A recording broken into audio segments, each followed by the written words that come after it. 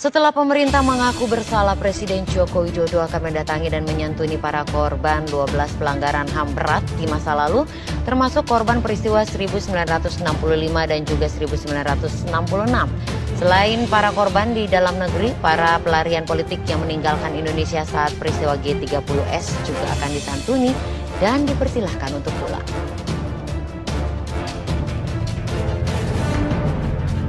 Pemerintah akhirnya mengakui dan menyesal atas terjadinya 12 pelanggaran HAM berat di masa lalu. Sebagai tindak lanjut pernyataan bersalah, Presiden Joko Widodo akan mengeluarkan instruksi Presiden atau Inpres khusus. Inpres tersebut akan menugaskan 17 lembaga kementerian, pemerintah, non-kementerian, dan lembaga independen untuk menyelesaikan rekomendasi tim PP HAM. Menko Polhukam Mahfud MD mengatakan dalam waktu dekat Presiden akan mengunjungi korban-korban pelanggaran HAM berat di tanah air dan luar negeri. Upaya itu dilakukan untuk memberi jaminan kepada korban sebagai warga negara Indonesia. Sementara ini saya Menlu dan Menkumham. Kalau nanti yang ke Aceh apa itu Presiden, ke Aceh, ke Papua, ke Lampung, termasuk eksil yang diharapkan. Ya semua lah pokoknya, dan bukan hanya korban G30S ya, korban-korban lain juga kita santuni. Artinya selama ini mereka yang tertahan kembali ke Indonesia semuanya akan dapat hak tadinya. Kita akan umumkan mereka punya hak sepenuhnya sebagai warga negara. Kita akan kumpulkan kembali ke Indonesia. Ya, tinggal milih aja, kan mereka udah punya istri anak di sana kan. Terkait santunan, Kementerian PUPR telah diminta untuk membangun infrastruktur di tempat terjadinya pelanggaran HAM terdahulu seperti di Aceh. Selain penyelesaian non-yudisial, pemerintah juga akan mendorong penyelesaian hukum untuk para korban pelanggaran berat.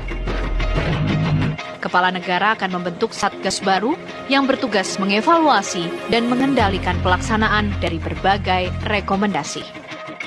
Dari Jakarta, Yasin Idris, Yohanes Billy, TV One mengabarkan.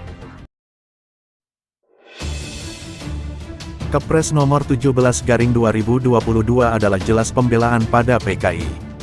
Maka dalam logika akal sehat, pembuat aturan adalah PKI, begitu juga para pembelanya. Jika dibiarkan, maka nanti secara hukum, TNI dan umat Islam akan jadi tertuduh sebagai tersangka.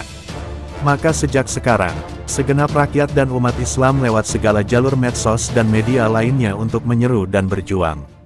Segera unjuk sikap melawan, kepada segenap tokoh umat, tokoh bangsa, tokoh ormas, tokoh harokah, partai dakwah dan lain-lain. HRS segera sadar bersama, menyatu, dan ambil sikap. Kita oleh rezim ora komunis, dengan backingan oligarki dan Beijing. Umat Islam terus dipojokkan dengan tuduhan radikal-radikal, intoleran, terorisme, dan banyak istilah lainnya dipojokkan dengan Islamofobia. Dan sebentar lagi akan diposisikan sebagai tertuduh pelanggar HAM berat G30S PKI tahun 1965. Jika terlambat bersikap, maka ceritanya akan lain. Mohon sir seluas-luasnya, agar menjadi kesadaran dan kewaspadaan bersama, khususnya para tokoh.